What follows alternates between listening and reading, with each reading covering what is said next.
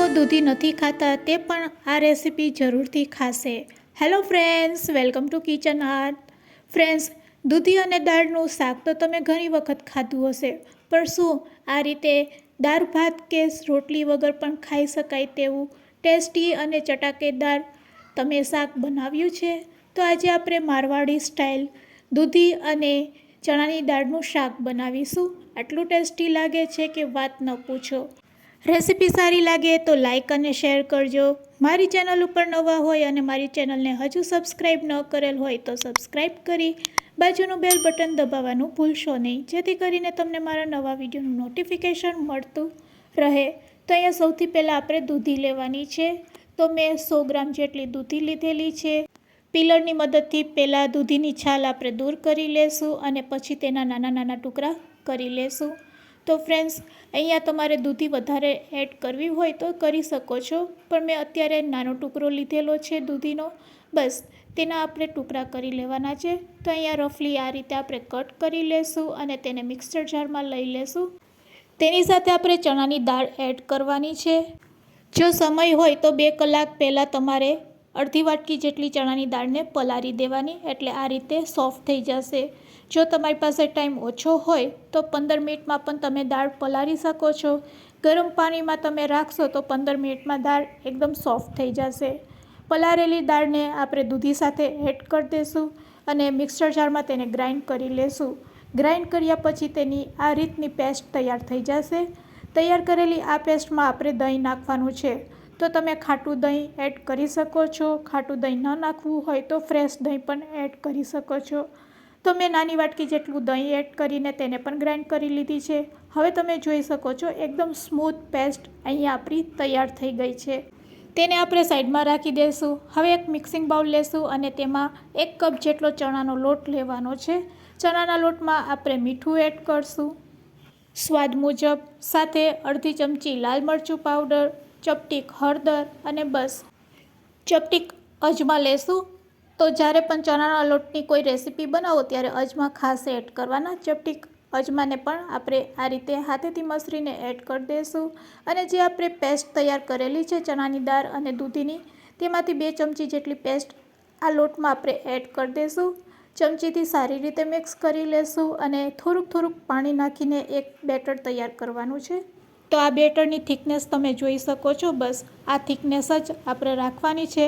હવે તેમાં ચપટીક આપણે સોડા એડ કરશું. તો 1 પિંચ જેટલી સોડા અને અડધી ચમચી જેટલું તેલ એડ કરી દઈશું. તેલ અને સોડા એડ કર્યા પછી ફરીથી આપણે મિક્સ કરી લેશું. અહીંયા આપણું બેટર છે તે તૈયાર થઈ ગયું છે.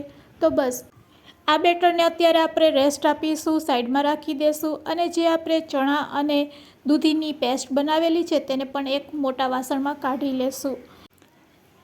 તમે રેસીપી ક્યાંથી જોઈ રહ્યા છો ફ્રેન્ડ્સ, તે મને કોમેન્ટ્સમાં જરૂરથી કહેજો અને હા, લાઈક આપવાનું ભૂલશો નહીં. તો ચાલો હવે આપણે પાણી તેમાં એડ કરવાનું છે. તો સૌથી પહેલાં મિક્સર જારમાં જે પેસ્ટ ચોટેલી છે તેમાં 1 કપ જેટલું પાણી નાખીને બધી પેસ્ટ આપણે લઈ લેશું. તો અહીંયા આપણે ચણાની દાળનો ઉપયોગ કરેલો છે, એટલે પાણી આપણે કેટલું લેવાનું છે તેનું પણ માપ જાણી લેશું. તો અહીંયા મેં ટોટલ 3 કપ જેટલું પાણી લીધેલું છે. અહીંયા આપણે કઢી બનાવવાની છે આ બેટરમાંથી, એટલે પાણીનું પ્રમાણ વધારે જોશે. જો ગ્લાસનો માપ કહું તો 1.5 ગ્લાસ જેટલું પાણી તમારે આમાં એડ કરવાનું છે. બસ હવે જે રીતે આપણે કઢી બનાવીએ છીએ તે રીતે પહેલાં મસાલા એડ કરશું. તો મસાલામાં સૌથી પહેલાં આપણે હળદર એડ કરશું, સાથે લાલ મરચું પાવડર અડધી ચમચી ધાણા જીરું પાવડર અને સ્વાદ મુજબ મીઠું એડ કરશું.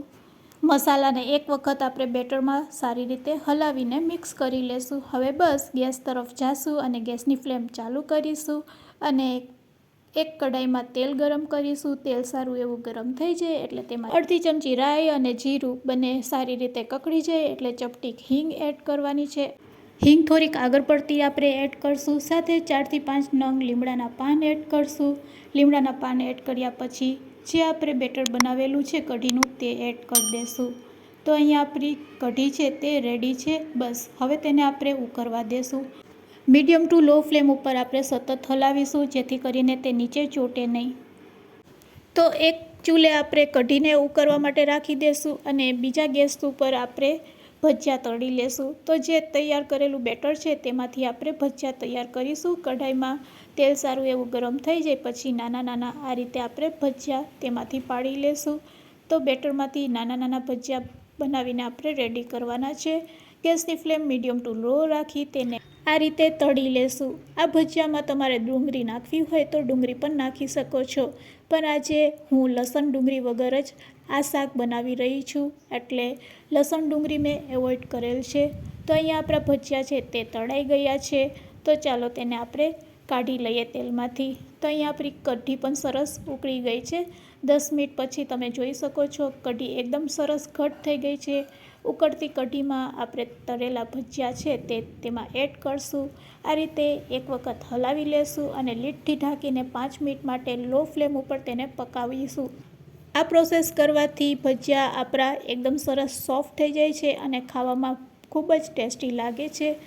તો શાક તો આપણું રેડી છે, પણ તેમાં આપણે એક તડકો લગાડીશું. તો તડકો લગાડવા માટે સૌથી પહેલાં આપણે તેલ ગરમ કરીશું તડકા પેનમાં, અને બસ તેમાં જીરું, હિંગ અને લાલ મરચાં એડ કરી, કાશ્મીરી લાલ મરચું એડ કરી આ વઘારને આપણે શાકમાં એડ કરશું. તો અહીંયા મારવાડી શાક રેડી છે સર્વ કરવા માટે. ખાવામાં એટલું ટેસ્ટી લાગે છે કે રોટલી વગર પણ તમે આ શાક એન્જોય કરી શકો છો. તો ફ્રેન્ડ્સ, રેડી છે મારવાડી દૂધી ચણાનું શાક સર્વ કરવા માટે. તો ચાલો તેને સર્વિંગ પ્લેટમાં લઈ લેશું અને ગરમા ગરમ તેને સર્વ કરીશું. દાળ ભાત રોટલી વગર પણ ખાઈ શકાય તેવું મારવાડી શાક રેડી છે. તો ફ્રેન્ડ્સ, આજની રેસીપી કેવી લાગી તે મને કમેન્ટ્સમાં જરૂરથી કહેજો. રેસીપી સારી લાગી હોય તો તમારા ફ્રેન્ડ્સ, મિત્ર અને ગ્રુપમાં શેર કરવાનું ભૂલશો નહીં. આવા નવા વિડીયો જોવા હોય તો મારી ચેનલને સબસ્ક્રાઈબ ન કરેલ હોય તો સબસ્ક્રાઈબ જરૂરથી કરી લેજો. વિડીયોને એન્ડ સુધી જોયો હોય તો એક લાઇક જરૂરથી આપજો. Thanks for watching. ફરી મળીશું એક નવી જ રેસીપી સાથે.